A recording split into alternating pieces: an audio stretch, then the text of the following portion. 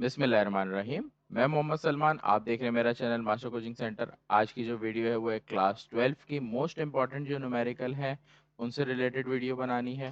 तो chapter number 11 से start करेंगे। चैप्टर नंबर 11 के जो इंपॉर्टेंट सवाल हैं उनकी बात करेंगे। मैं पीडीएफ इसकी अवेलेबल करा चुका हूँ। जिन स्टूडेंट को इसकी पीडीएफ चाहिए क्वेश्चंस की, वो मुझसे व्हाट्सएप पे कांटेक्ट करके पीडीएफ ऑब्टेन कर सकते हैं न्यूमेरिकल्स के क्वेश्चंस की। तो बढ़ते हैं अपने क्वेश्चंस के ऊपर। और ये 5 ईयर से रिलेटेड क्वेश्चन है जो 5 ईयर्स में 10 ईयर में आए हुए हैं। 10 ईयर इंपॉर्टेंट सवाल है।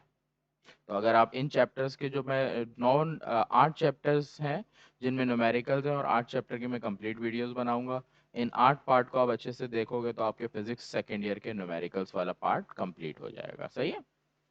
तो सबसे पहले कोई भी चैप्टर के न्यूमेरिकल करने से पहले फॉर्मूला समरी रिवाइज होना ज़रूरी है। तो फॉर्मूला समरी में सबसे पहले हमारे पास जो फॉर्मूले इसमें यूज़ होने हैं, कार्नोट इंजन में efficiency E is equal to delta T upon T1 multiply by 100, एक फार्मूला। फिर efficiency is equal to delta W upon Q1 multiply by 100। फिर efficiency is equal to 1 minus T2 divided by T1 multiply by 100। फिर efficiency 1 minus Q2 divided by Q1 multiply by 100। सही। तो efficiency related हमारे पास 4 फॉर्मूले हैं। फिर हमारे पास delta T इसमें है, T1 minus T2। Delta W है, Q1 माइनस Q2। तो ये सारी चीज़ें जब भी एफ कार्नोट इंजन होगी उसमें फॉर्मूले यूज होंगे। इसके अलावा कुछ वर्डिंग्स हैं कि अगर आपको सवाल में बोलता है hot reservoir, hot reservoir constant है, अगर या तो ये वर्ड नज़र आ जाए या इसके साथ वर्ड नज़र आ सकता है लो रिजर्वर चेंज हो रहा है। अगर सवाल में इन दोनों में से कोई भी वर्डिंग आपको नज़र आती है तो इसका मतलब है आपके पास T1 और T1 डैश सेम है। आपको जो चीज़ फाइंड करनी है वो है delta T2 is equal to T2 minus T2 dash. ये चीज़ आगे करेंगे तो समझ आएगी, लेकिन अभी सिर्फ आप फिलहाल याद रखोगे कि हॉट रिजर्वर कांस्टेंट का वर्ड आ जाए या लो रिजर्वर चेंज का वर्ड आ जाए तो आपने ये दो चीज़ें रखनी होती है। अगर सवाल में आ जाए कोल्ड रिजर्वर कांस्टेंट या हाई रिजर्वर चेंज, अगर आपको ये वर्डिंग नज़र आ जाए तो आपने क्या करना है, T2 और T2 डैश आपका सेम होगा। आप डेल्टा T1 निकालोगे जो आपका बनेगा T1 माइनस T1 डैश से। सही है? ये आपके कार्नोट इंजन के अंदर है। इसके अलावा और भी फॉर्मूले इसमें यूज होंगे। फर्स्ट लॉ ऑफ थर्मोडायनेमिक्स में delta Q is equal to delta U plus delta W। P delta V is equal to delta W। फिर delta V is equal to A delta X। फिर आपके पास formula है इसमें P V is equal to N R T. फिर root mean square speed के फॉर्मूले दो,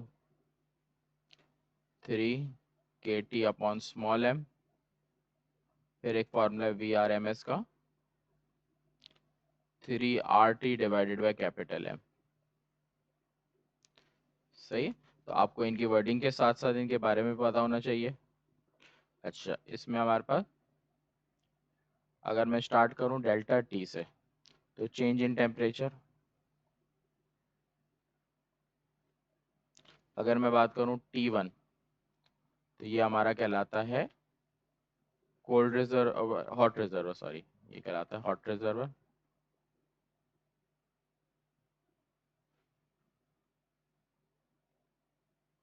अगर मैं बात करूं T2 की तो वो कोल्ड रिजर्वर। अगर मैं बात करूं Q1 की, हीट एब्जॉर्ब।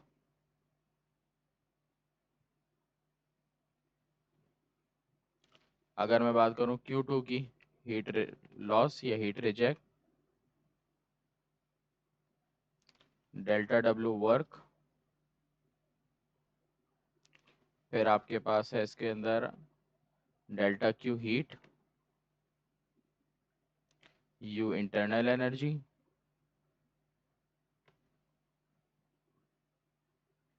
फिर आपके पास P प्रेशर का है, फिर आपके पास डेल्टा V जो है वो वॉल्यूम का है, चेंज इन वॉल्यूम, तो चेंज इन शॉर्ट में लिख देता हूँ चेंज इन वॉल्यूम। फिर आपके पास A फॉर एरिया है, delta X distance through piston move, distance through piston move. फिर आपके पास ये फॉर्मूला है, इसमें K आपका बोल्ट्जमैन कांस्टेंट है,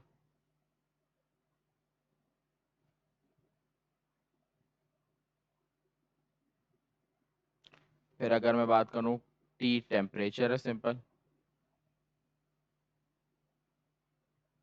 स्मॉल m मास है,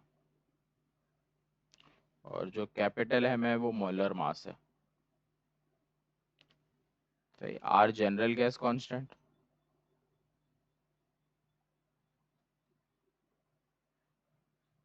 तो ये चीज़ आपको याद होनी चाहिए। एक दो और फॉर्मूले हैं जो आपके पास डेल्टा L का लगेगा, delta L is equal to alpha L delta T, और एक फॉर्मूला और होगा इसी से related, delta V is equal to beta V delta T।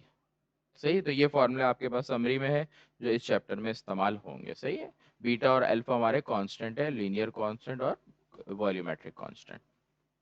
सवाल करते जाएंगे तो फॉर्मूले आपको थोड़े थोड़े याद होंगे और ऑलमोस्ट बच्चों को याद भी होंगे। क्वेश्चन नंबर 1 से शुरू करते हैं।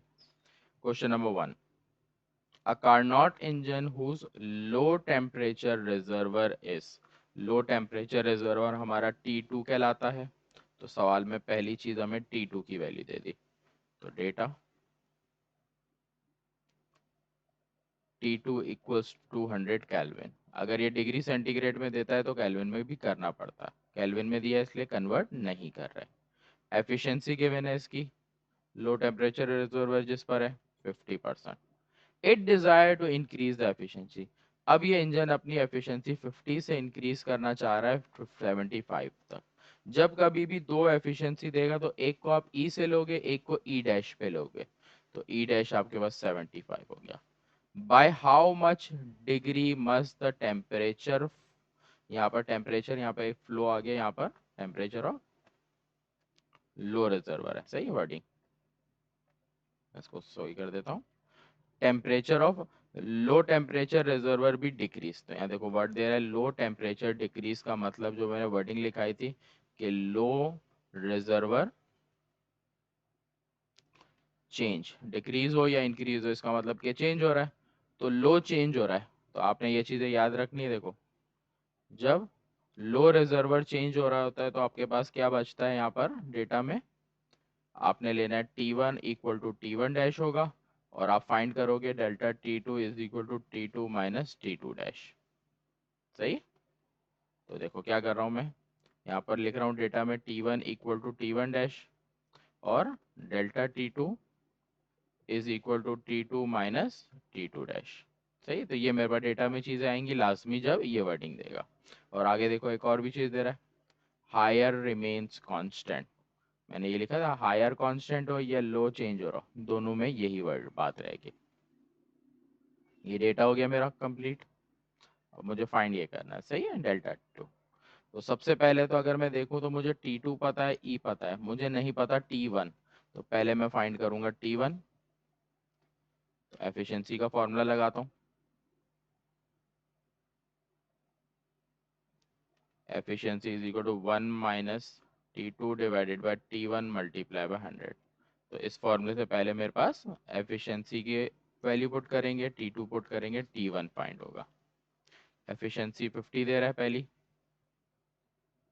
1 माइनस T2 की वैल्यू 200, T1 की वैल्यू मालूम करनी है। इसको सॉल्व करेंगे तो सॉल्व करने में आपने ध्यान रखना है सबसे पहले 100 मल्टीप्लाई में 100 वहाँ जाके डिवाइड होगा, 50 से 100 डिवाइड होगा तो ये आएगा 0.50। यहाँ बचेगा 1 माइनस 200 डिवाइडेड बाई T1। ये दोनों वैल्यू अपॉन में है, एक फ्रैक्शन में है, एक विदाउट फ्रैक्शन में, डायरेक्ट सॉल्व नहीं हो सकती। तो इसमें भी आप सबसे पहले तो 1 को क्या करोगे, दूसरी साइड लेके जाओगे, तो ये +1 है, दूसरी तरफ जाएगा -1। 0.5 -1 equals to -200 divided by T1। सही है, आप माइनस कर दोगे तो -0.5 is equal to -200 divided by T1। दोनों तरफ का माइनस कैंसिल हो गया। आपको T1 निकालना है तो T1 ऊपर 0.5 नीचे। T1 की वैल्यू आ गई 200 अपॉन 0.5। इन दोनों को आप डिवाइड कर दोगे, आंसर आएगा 400 केल्विन। सही है, यहाँ पर ऐसा यूनिट टेम्परेचर का होता है केल्विन। जब किसी सवाल में केल्विन में नहीं देता तो कन्वर्ट करते हैं, और देता है तो उसी में रहने देते हैं। सही है। तो यहाँ पर आके देखो T1 आ गया। आपको पता है सवाल में since T1 equals to T1 dash, जब ये दोनों इक्वल हैं इसका मतलब है कि T1 की वैल्यू और T1 डैश की सेम है, तो T1 डैश की वैल्यू हमने क्या लिख ली, 400। सही है, तो T1 डैश भी आ गया। अब मुझे E डैश पता है, T1 डैश पता है, जो चीज़ चाहिए वो मुझे T2 चाहिए, T2 डैश चाहिए। तो T2 पता है, T2 डैश मालूम करेंगे। अब सेम फॉर्मूला वापस लगाएंगे एफिशिएंसी का, 1 - T2 divided by T1 multiply by 100। लेकिन अब की बार फॉर्मूले में हर किसी के ऊपर डैश लगाएंगे। सही, क्या हो जाएगा, एफिशिएंसी हमारे पास कितनी है 75। 1 - T2 की वैल्यू हमारे पास कितनी है मालूम करनी है। T1 की वैल्यू हमारे पास 400 मल्टीप्लाई बाय 100। सेम प्रोसीजर, 100 पहले डिवाइड होगा वहाँ जाके, तो 0.75 बच जाएगा। अब 1 वहाँ जाएगा माइनस होगा, तो 0.75 से जब 1 माइनस करोगे तो 0.25 बचेगा। सही है, और ये माइनस में आएगा। आपको T2 डैश निकालना है, तो 400 यहाँ डिवाइड में, दूसरी तरफ जाएगा मल्टीप्लाई, माइनस दोनों तरफ से कैंसिल, तो 400 मल्टीप्लाई बाय 0.25। तो आपके पास T2 डैश की जो वैल्यू है वो आ गई 100 केल्विन। सही, तो आपको जो चीज़ सवाल में फाइंड करनी थी वो आखिरी निकलेगी। अब आपको सवाल में बोला था डेल्टा T2 निकालना है, T2 माइनस T2 डैश से। तो आपके पास क्या है, T2 की वैल्यू कितनी है, ये देखो सवाल में हम देखेंगे, हमें T2 की वैल्यू दी थी 200 केल्विन, और T2 डैश की वैल्यू 100 केल्विन। दोनों का डिफरेंस हमारे पास डेल्टा T2 आ गया 100 केल्विन। तो मेरा फाइनल आंसर ये है। सही, तो सवाल थोड़ा सा लेंथी था, तो आप अच्छे से नोट कर लो। एक पार्ट में देखो स्क्रीनशॉट आप ले सकते हो। सही है, नेक्स्ट पार्ट पे आते हैं।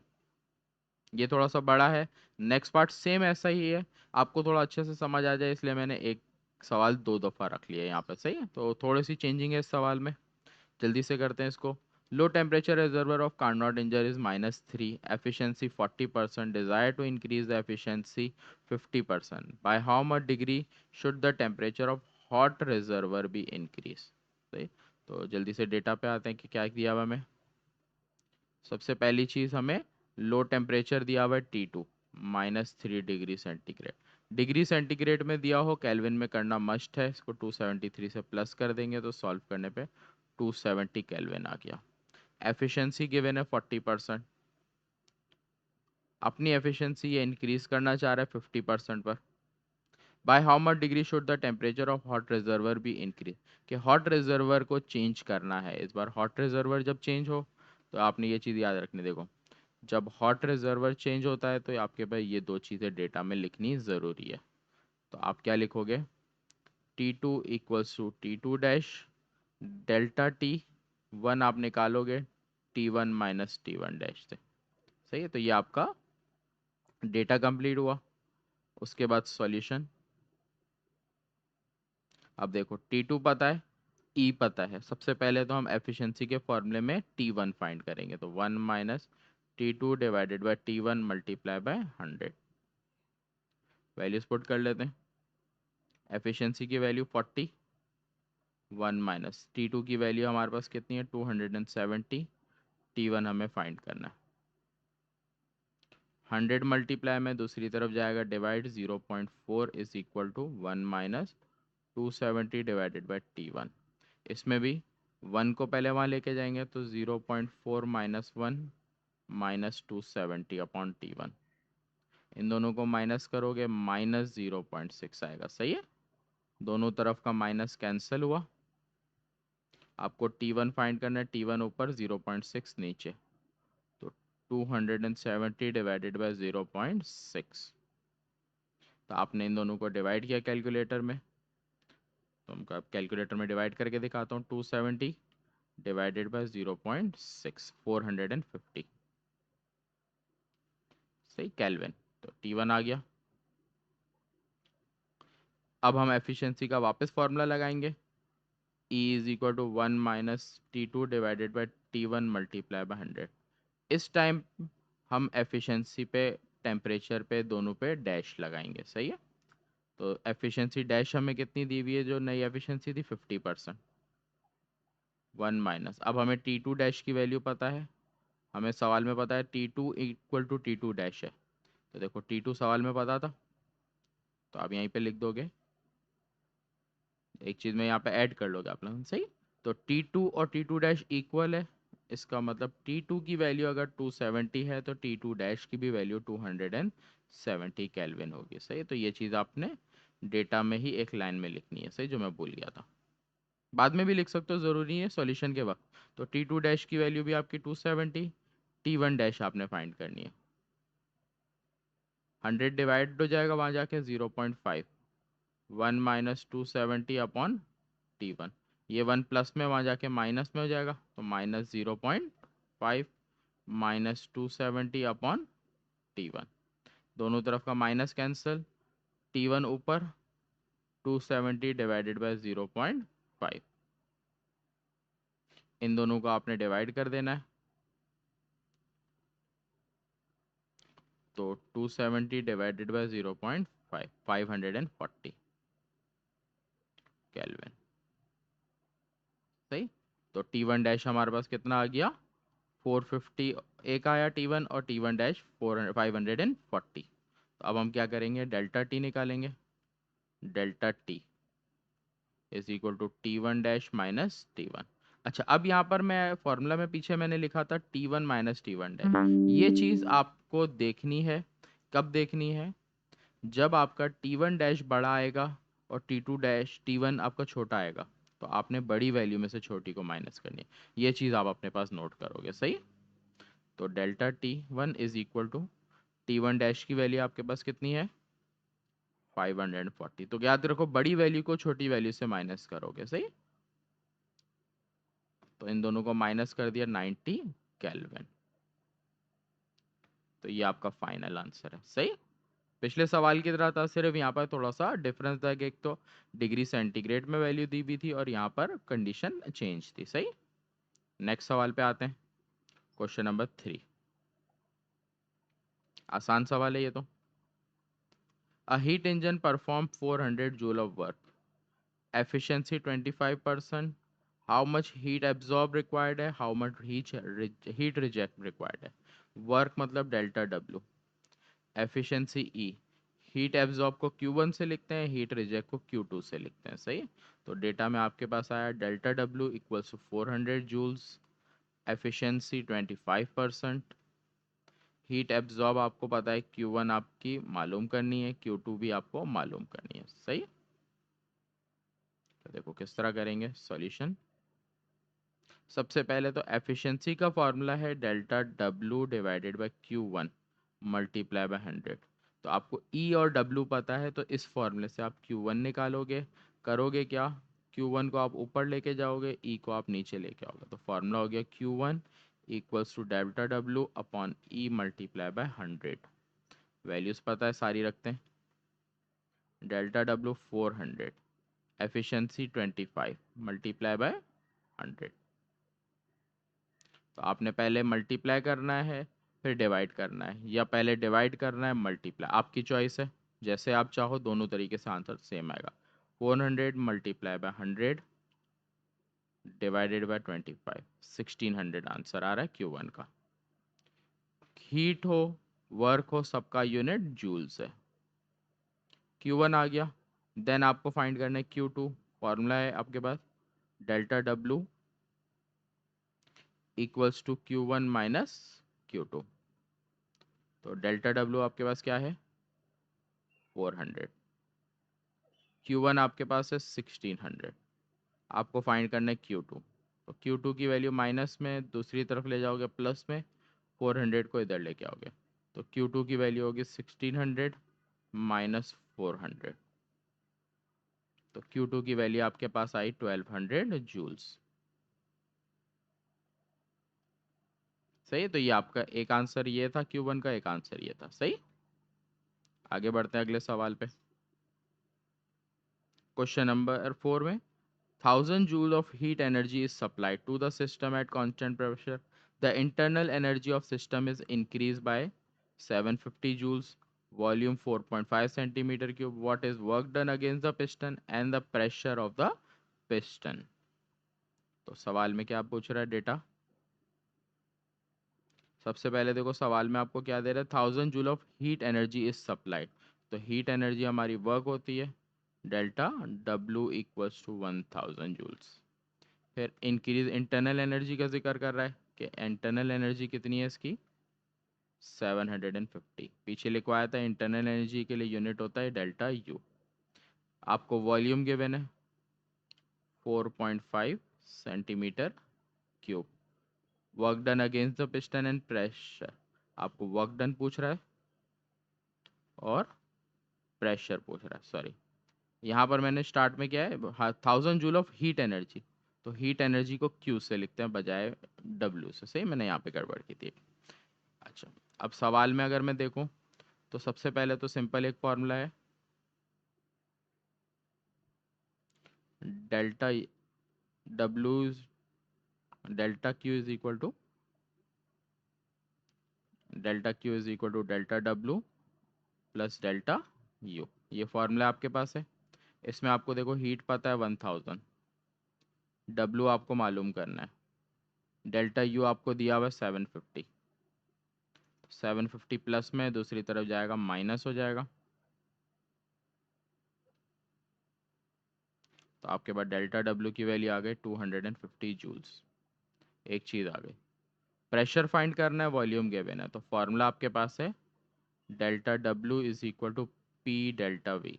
सही, फॉर्मूले में वैसे आपको देखो तो पी भी पता है, वी भी पता है, लेकिन अगर आप बात करो फॉर्मूले में वैल्यू की, तो ये वैल्यू आपके पास सेंटीमीटर क्यूब में है। जब वैल्यू सेंटीमीटर क्यूब में होती है, या सेंटीमीटर से मीटर में हम करते हैं डिवाइडेड बाय 100, लेकिन अगर सेंटीमीटर क्यूब को मीटर क्यूब में करना है तो 300 से डिवाइड करेंगे। 300 का मतलब है कि एक 100 में दो ज़ीरो आते हैं, सेकेंड 100 में और दो ज़ीरो आएंगे, 300 में और दो ज़ीरो आएंगे। तो जब सेंटीमीटर क्यूब से मीटर क्यूब में ले आना है तो आप इस वैल्यू से डिवाइड करोगे। तो आप 4.5 को इस वैल्यू से जब डिवाइड करोगे कैलकुलेटर में, तो 4.5 डिवाइडेड बाय 100, दो फिर दो, सही है, तो टोटल 6 ज़ीरो। तो ये आ गया 0.00000045। अगर आप सिंपल कैलकुलेटर में करोगे तो ये आंसर आएगा, साइंटिफिक में करोगे तो 1 2 3 4 5 6 नंबर है, तो साइंटिफिक कैलकुलेटर आपको आंसर ये देगा 4.5 10⁻⁻⁶। तो जो भी आंसर दे दे दोनों ही तरीके से सही है। अब वैल्यू रखेंगे, तो delta W is equal to P की वैल्यू आपके पास कितनी है, प्रेशर आपको मालूम करना है, तो डेल्टा डब्ल्यू आपको पता है कितना है 250। प्रेशर आपको मालूम करना है, वॉल्यूम आपके पास कितना है 4.5 10⁻⁻⁶। ये मल्टीप्लाई में वहाँ जाके डिवाइड हो जाएगी।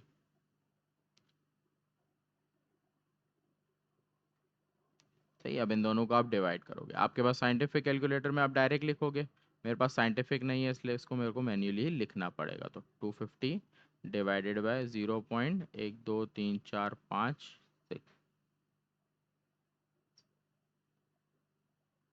सही है, तो मुझे मैन्युअली पूरी लिखनी पड़ी।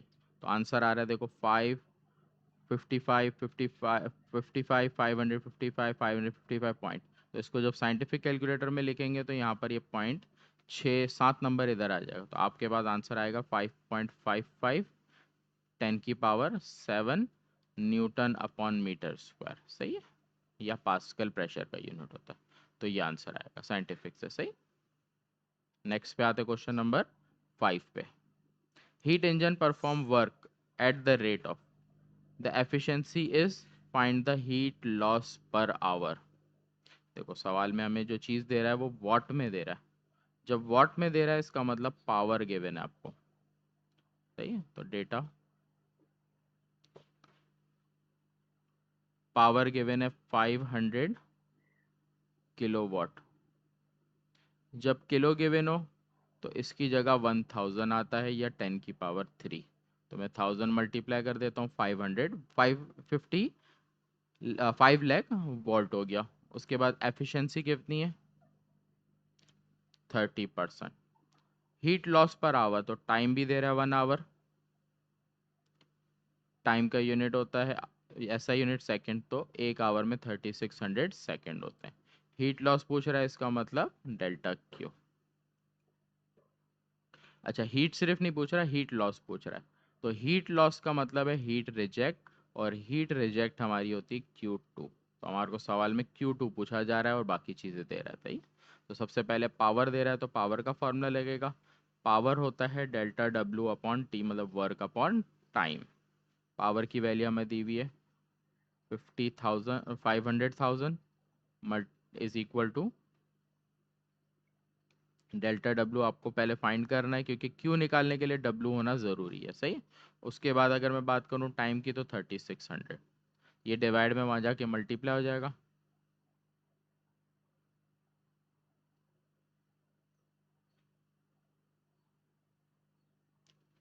सही। तो जब आप इसको मल्टीप्लाई करोगे तो मैं भी इसको मैन्युअली करके दिखा देता हूँ। 1 2 3 मल्टीप्लाई बाय 3600, सही। तो इसमें आप कर रहे हैं तो 18 के बाद 1 2 3 4 5 6 7 8 जीरो आ रहे हैं। तो 18, 1 2 3 4 5 6 7 8। साइंटिफिक कैलकुलेटर में करोगे तो आंसर 1.8 10 की पावर 9, सही जूल्स। तो दोनों ही तरीके से सही है, नॉन साइंटिफिक से करोगे तो ये, साइंटिफिक से करोगे तो दूसरा आंसर आएगा, सही। आपको अब निकालना है Q2। तो आपके पास डेल्टा डब्ल्यू का फॉर्मूला है Q1 - Q2। तो अगर आपको Q2 निकालना है तो Q1 होना चाहिए, और Q1 निकालने के लिए हम एफिशिएंसी वाला फार्मूला लेंगे, delta W divided by Q1 multiply by 100। तो पिछले सवाल में हमने शुरू में सॉल्व किया था, शायद थर्ड सवाल था। तो देखो एफिशिएंसी दी हुई 30, डेल्टा डब्ल्यू हमें पता है कितना है 1.8 10 की पावर 9। Q1 हमें फाइंड करना है पहले, तो Q1 को मैं ऊपर ले जाऊंगा तो ये हो जाएगा 1.8 10 की पावर। इन दोनों को जब आप सॉल्व करोगे तो 10 की पावर 9 थी, यहाँ पर 100 थी, तो ये हो जाएगी 10 की पावर 11, सही। तो इसको डिवाइड कर देंगे, सिर्फ डिवीजन में आप रखोगे 1.8 डिवाइडेड बाय 3, तो 0.6 10 की पावर 11। तो ये आपके पास क्या चीज़ आई, Q1। अब जब Q1 आ गई उसके बाद आप फाइंड करोगे Q2, ये वाला फॉर्मूला लगा के, सही। तो delta W is equal to Q1 - Q2। Delta डब Q1 Q2 मालूम करना है तो पहले मैं फॉर्मूले को चेंज कर लेता हूँ। तो Q2 इधर आ जाएगा, यहाँ बचेगा Q1 minus delta W. Values रख लेते हैं। Q1 की वैल्यू है 0.6 10 की पावर 11। डेल्टा डब्ल्यू की वैल्यू हमारे पास क्या है 1.8 10 की पावर 9। तो आप अपने साइंटिफिक कैलकुलेटर में सॉल्व करोगे, मेरे पास मोबाइल मौजूद है, मैं उसमें सॉल्व करके आपको आंसर बता रहा हूँ। तो जो आंसर आ रहा है आपके पास वो आ रहा है 5.82 एक्सपोनेंट 10 जूल्स, सही। ये आपका आंसर है। Next question. अब क्वेश्चन चेंज है थोड़ा टॉपिक से, क्योंकि अब टॉपिक अलग आ रहा है, सही। A steel bar 10 metre length दे रहा है स्टील बार की, 10 metre length and 2.5 degree centigrade temperature दे रहा है। What will be the change in length, new length के लिए पूछ रहा है जो चेंज हो रही है किस टेम्परेचर पे, 250 अल्फा फॉर स्टील आपको दे रहा है, सही। तो डेटा की हेडिंग डालते हैं। आपको लेंथ दे रहा है सबसे पहले तो इनिशियल लेंथ ले रहा है एल से लिखते हैं, टेम्परेचर 1 दे रहा है T1 से लिखते हैं, टेम्परेचर 2 को T2 से लिखते हैं, चेंज इन लेंथ को डेल्टा एल से लिखते हैं जो मालूम करनी, और ये अल्फा गिवन है। सही। तो हमारे पास L equals to 10 metre, T1 equal to -2.5 degree centigrade, length आपको डेल्टा एल मालूम करनी है, T2 गिवन है 250 डिग्री सेंटीग्रेड। जब T1 और T2 गिवन हो लेंथ वाले सवाल में डेल्टा टी फाइंड करोगे। डेल्टा टी इस सवाल में हमारे पास जो चेंज इन लेंथ वॉल्यूम वाले सवाल है, याद रखना उसमें फॉर्मूला T2 माइनस T1 लगता है। सही। और पिछले में T1 माइनस T2, क्योंकि उसमें हॉट रिजर्व और कोल्ड रिजर्व का जिक्र है, इसमें हाई और लो टेम्परेचर है। सिंपल। तो 250 माइनस फिर T1 की वैल्यू फिर -2.5, सॉल्व करने पे आ जाएगा 252.5 डिग्री सेंटीग्रेड। सही।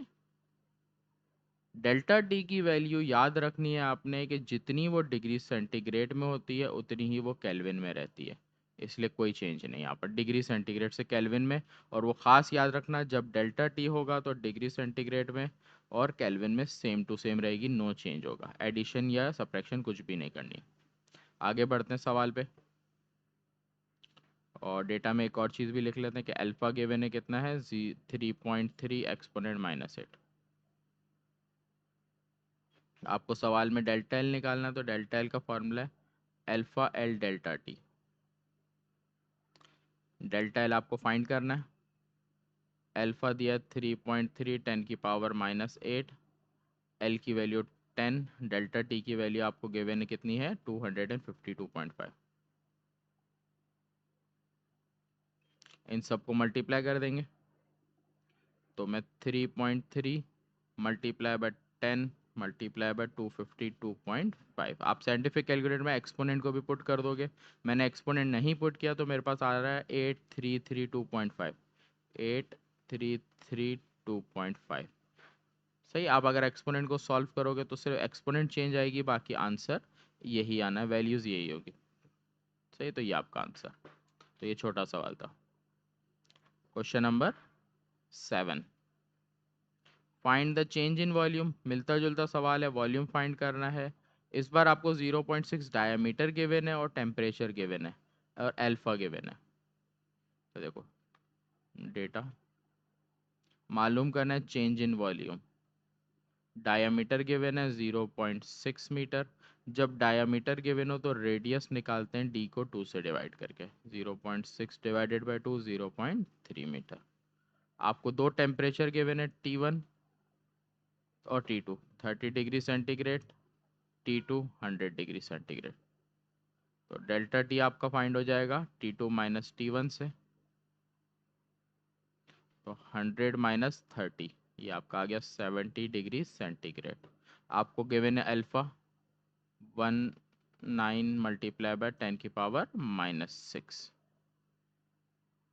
तो सबसे पहले तो अगर मैं फार्मूला देखूं, जो मेरे को चीज़ फाइंड करनी है वो है डेल्टा वी। इसका फार्मूला है बीटा वी डेल्टा टी। तो आप अगर सवाल में देखो तो आपको बीटा नहीं पता, तो बीटा बराबर होता है 3 अल्फा के। तो स्टार्टिंग में पहली चीज़ आपकी हो जाएगी बीटा फाइंड हो जाएगा 3, अल्फा की वैल्यू 19 10⁻⁻6। तो आप 19 को मल्टीप्लाई कर दोगे 3 से, 19 मल्टीप्लाई बाय 357, 10⁻⁻6। सही। केल्विन इनवर्स का भी है। अब हम अगर देखें तो बीटा पता है, डेल्टा और टी पता है, वी नहीं पता। V means volume. तो वॉल्यूम किसी भी स्पेरिकल चीज़ का होता है 4/3 पाई r³ के बराबर। तो इस फॉर्मूले से आप निकालोगे, तो 4 डिवाइडेड बाई 3, पाई की वैल्यू 3.142, आर की वैल्यू 0.3 और इसके ऊपर आ जाएगा क्यूब। तो आप इसको सॉल्व किस तरह करोगे कैलकुलेटर में, साइंटिफिक में आप पावर में लिख सकते हो, नहीं तो मैन्युअली 4 मल्टीप्लाई बाय 3.142, और क्यूब का मतलब इस वैल्यू को 3 दफ़ा लिख दो, तो 1 2 3। सही है। देखो मैंने पूरी 4 मल्टीप्लाई बाय 3.142, 0.3 को 3 दफ़ा लिखा, तो ये आ गया, डिवाइडेड बाय 3 कर देंगे, तो आ गया 0.113। तो सॉल्व करने पे जो आंसर है मैं वही लिख लेता हूँ, 0.113। वॉल्यूम का यूनिट होता है मीटर क्यूब, क्योंकि आपको मीटर में वैल्यू दी थी। वॉल्यूम आ गया। अब इस फॉर्मूले को लगाएंगे, delta V is equal to beta V delta T. Beta की वैल्यू आपके पास है 57 10⁻⁻⁶। वी की वैल्यू 0.113। उसके बाद टी की वैल्यू आपके पास कितनी है 70। इन सारी वैल्यूज़ को आप मल्टीप्लाई करोगे, साइंटिफिक कैलकुलेटर से करो या नॉन साइंटिफिक, मर्जी आपकी है, सही। तो 57 मल्टीप्लाई बाय 0.113 मल्टीप्लाई बाय 70, सही है। ये आ गया 450.87। एक्सपोनेंट हो जाएगी -6। वॉल्यूम का यूनिट मीटर क्यूब, सही है। और अगर आप साइंटिफिक में सॉल्व करोगे तो वैल्यू 450 ही में आ रही होगी, लेकिन आपके पास एक्सपोनेंट चेंज आ रहा होगा, तो उससे कोई इशू नहीं है, सही। पॉइंट पीछे जाएगा तो 4 आ रही होगी एक्सपोनेंट। यहाँ तक आपका आंसर कंप्लीट ये वाला। क्वेश्चन नंबर 9, सवाल हमें बोल रहा है कैलकुलेट द डेंसिटी। इजी सवाल है। Density of hydrogen gas, root mean square velocity of hydrogen given है। टेम्परेचर यहाँ पर मिट गया है, इसको टेम्परेचर में लिख देता हूँ। इसके टेम्परेचर की वैल्यू है, तो यहाँ पर हम कर लेते हैं 100 डिग्री पे ले लो, सही।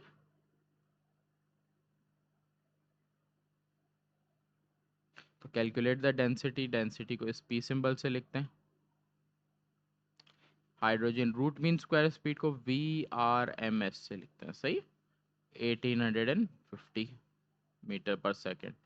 टेम्परेचर गिवन है 100 डिग्री सेंटीग्रेड। आपको दिया हुआ है 1 एटमॉस्फेरिक प्रेशर 1 ATM। जब प्रेशर ATM में देता है तो इसको न्यूटन अपॉन मीटर स्क्वायर में रखते हैं। ये वैल्यू फिक्स्ड है 1.01 10⁵ न्यूटन मीटर स्क्वायर, सही है। तो ये वैल्यू कभी देता है और कभी नहीं देता, याद रखनी पड़ेगी आपको। सॉल्यूशन में अगर मैं बात करूं तो रूट मीन स्क्वायर स्पीड में आपके पास डेंसिटी का अगर जिक्र करें तो वहाँ पर फॉर्मूला है P is equal to 1/3 density velocity square. तो ये जो वेलोसिटी होती है ये रूट मीन स्क्वायर स्पीड कहलाती है। ये आपकी डेंसिटी है और ये वाला P प्रेशर का है। आपको डेंसिटी फाइंड करनी है, चीज़ों को अलग कर लेते हैं। तो 3 वहाँ जाएगा प्रेशर के साथ, वेलोसिटी नीचे आ जाएगी, तो ये आपके डेंसिटी अलग हो जाएगी। वैल्यू पुट करेंगे 3, प्रेशर है 1.01 10⁵, वेलोसिटी की वैल्यू 1850 स्क्वायर में, सही। इस पूरी वैल्यू को आप सिंप्लीफाइड कर लोगे तो 3 मल्टीप्लाई बाय, इसको मैं मैन्युअली लिखूंगा तो 101,000, सही। 10⁵ का मतलब 50 आगे। इसको डिवाइड कर देंगे 1850 इसके स्क्वायर से, तो 1850 का जो स्क्वायर होगा, मैं कैलकुलेटर में यहाँ कर रहा हूँ, तो 342250। आपके पास साइंटिफिक है ना, तो आप 1850 लिखोगे और स्क्वायर लगाओगे, इक्वल दबाओगे, आपका आंसर आ जाएगा। तो यहाँ पर मुझे मैन्युअली करना पड़ेगा 342250, तो ये आ गया 0.088। डेंसिटी का यूनिट हमारे पास kg/मीटर क्यूब। ये आपका आंसर, सही। नेक्स्ट क्वेश्चन 10 पे आते हैं। क्वेश्चन 10 में बोल रहा है find the root mean square velocity of hydrogen molecule at 100 degree. Mass आपको गिवन है 3.32 किलोग्राम एंड के गिवन है। तो सवाल में डेटा VRMS आपको फाइंड करना है। टेम्परेचर गिवन है 100 डिग्री सेंटीग्रेड, केल्विन में करना ज़रूरी है। तो 100 + 273, तो 373 केल्विन। आपको मास गिवन है स्मॉल m से लिखते हैं 3.32 10⁻⁻27 किलोग्राम। अगर ये किलोग्राम में नहीं हो तो इसको ग्राम में दिया हो तो किलोग्राम में करेंगे, सही है। और अगर किलोग्राम में गिवन है तो छेड़ने की ज़रूरत नहीं। के की वैल्यू 1.38 10⁻23 माइनस की, सही है। तो VRMS का फॉर्मूला मैंने 2 लिखवाए थे, जिसमें मास आता है वो वाला लोगे VRMS 3 kT/स्मॉल m, ये फॉर्मूला।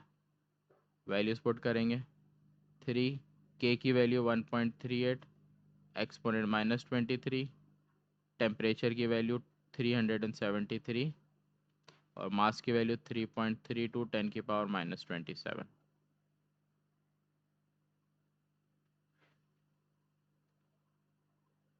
सही है। सारी वैल्यू कैलकुलेटर में सॉल्व करेंगे। तो मैं मोबाइल कैलकुलेटर में सॉल्व कर रहा हूँ, आप अपने कैलकुलेटर में करके चेक कर लो। 3 multiply by 1.38 exponent -23 multiply by 373 divided by 3.32 exponent -27। तो जब इस पूरे को सॉल्व कर रहे हैं तो आंसर हमारे पास एक्सपोनेंट में आ रहा है 4.65। 4.65 10 पावर 6। इस आंसर का आपने अंडर रूट ले लेना है। तो अंडर रूट के बाद आंसर आ रहा है 2156। 2156.67। पॉइंट के बाद दो नंबर मेंशन कर लिए, इनफ है। तो ये आपका आंसर आ गया। सही। Question number 11। सवाल क्या दे रहा है? Calculate the volume occupied by a gram mole of a gas 10 degree centigrade, pressure 1 atmospheric. तो अगर मैं देखूं तो सवाल में मुझे बोल रहा है वॉल्यूम फाइंड करना है। तो डेटा ले लेता हूँ यहीं पर ही। वॉल्यूम फाइंड करना है।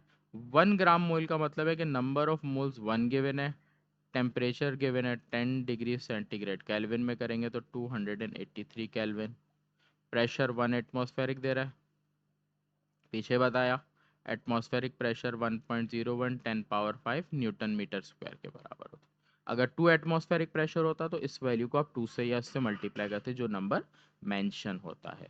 सही है। तो अगर इन सारी चीज़ों को देखूं तो ये हमारे पास एक फॉर्मूले में आते हैं जो आपने 9th फर्स्ट ईयर केमिस्ट्री में भी किया है, PVNRT, और डेरिवेशन में भी यूज़ किया। तो देखो मुझे प्रेशर की वैल्यू पता है, वॉल्यूम मुझे फाइंड करना है, एन मुझे दिया हुआ है, टी भी मुझे दिया हुआ है। देखो आर हाईलाइट नहीं किया क्योंकि आर की वैल्यू आपको याद रखनी होती है, 8.313 joules upon moles into kelvin. सही। तो वैल्यूज़ रखेंगे। प्रेशर है 1.01 10 की पावर 5। वॉल्यूम मालूम करना है इसलिए वी, एन की वैल्यू 1, आर की वैल्यू 8.313, टेम्परेचर की वैल्यू आपके पास 283। तो वी आप यहीं पे रखोगे, बाकी सारी चीज़ों को वहाँ ले जाके सॉल्व करोगे। तो 1 multiply by 8.313 multiply by 283 upon 1.01 10 की पावर 5। सही। सारी वैल्यूज़ को सॉल्व कर लेते हैं। तो 8.313 multiply by 283 divided by 1.01 exponent 5। तो ये आंसर आपके पास आ रहा है 0.023। वॉल्यूम का यूनिट मीटर क्यूब। तो ये आंसर सही। लास्ट पार्ट है क्वेश्चन नंबर, लास्ट और सेकंड, सेकंड लास्ट पार्ट पहले करा देता हूँ। 13 वाला पार्ट क्योंकि आपने खुद करना होगा। देखो 1 ग्राम मोल दे रहा है, वॉल्यूम गिवन है, pressure 500 newton metre square, find the temperature of gas at degree centigrade, R की वैल्यू दे रहा है। सही है। सेम यही P V N R T का फॉर्मूला लगेगा। एन की वैल्यू 1 गिवन है, वॉल्यूम की वैल्यू गिवन है, प्रेशर की वैल्यू न्यूटन मीटर स्क्वायर में गिवन है, चेंज करने की ज़रूरत। तो टेम्परेचर आपने फाइंड करना है। सही। फॉर्मूला लगेगा P V N R T का। आप पहले टेम्परेचर फाइंड करोगे, जो टेम्परेचर आप फाइंड करोगे वो केल्विन में आएगा। केल्विन को आपको डिग्री सेंटीग्रेड में करने को बोल रहा है।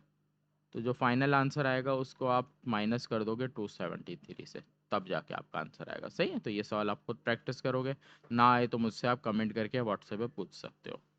Question number 12। Find the efficiency of Carnot engine working between 100 and 50 degree centigrade. सही। तो डेटा कंप्लीट करते हैं। ये आपको मालूम करना है, टेम्परेचर 1 आपको गिवन है 100 डिग्री सेंटीग्रेड, टेम्परेचर 2 आपको गिवन है 50 डिग्री सेंटीग्रेड। जो बड़ा टेम्परेचर होता है कार्नोट इंजन में वो T1 पे लेना ज़रूरी है, और जो छोटा होता है उसको T2 पे लिखते हैं। सही है। एफिशिएंसी मालूम करनी है, सिंपल फार्मूला एफिशिएंसी के लिए तो दोनों टेम्परेचर में E is equal to 1 - T2 upon T1 multiply by 100। सही है। तो वैल्यूज़ रख के जल्दी से सॉल्व करा देता हूँ। 1 माइनस, अच्छा T1 T2 को जब तक आप केल्विन में कन्वर्ट नहीं करते आप नहीं सॉल्व कर सकते, आंसर गलत आएगा। तो केल्विन में करना ज़रूरी है। तो इसको भी कर लेते हैं। 270 + 250 थी तो 323 केल्विन। तो T2 की वैल्यू 323 T1 की वैल्यू आपके पास 373। सिर्फ कन्वर्जन करनी थी, बाकी सवाल बहुत ईजी है। सही, तो आ जाते हैं इस तरह के सवाल भी कभी कभी। तो पहले आपने क्या करना है, डिवाइड करना है, फिर माइनस कर देना है। सही, तो 323 डिवाइडेड बाई 373, ये आ गया 0.865। तो 1 माइनस 0.865, माइनस करके फिर 100 से मल्टीप्लाई, तो 1 माइनस 0.865 फिर मल्टीप्लाई बाय 100, तो आ गया 13.5%। तो यहाँ पर आके एक चैप्टर नंबर 11 के जो 13 मोस्ट इंपॉर्टेंट सवाल थे वो मैंने करा दिए। उम्मीद है आप लोगों को समझ आ गया होगा। अपने वो फॉर्मूले वगैरह सारी चीज़ें अच्छे से कॉपी करो, प्रैक्टिस करो, तो एक सवाल मिनिमम इस चैप्टर से आता है न्यूमेरिकल्स का। सही है, तो अल्लाह हाफिज़ आज के लिए। मेरे चैनल पे न्यू तो सब्सक्राइब ज़रूर करें।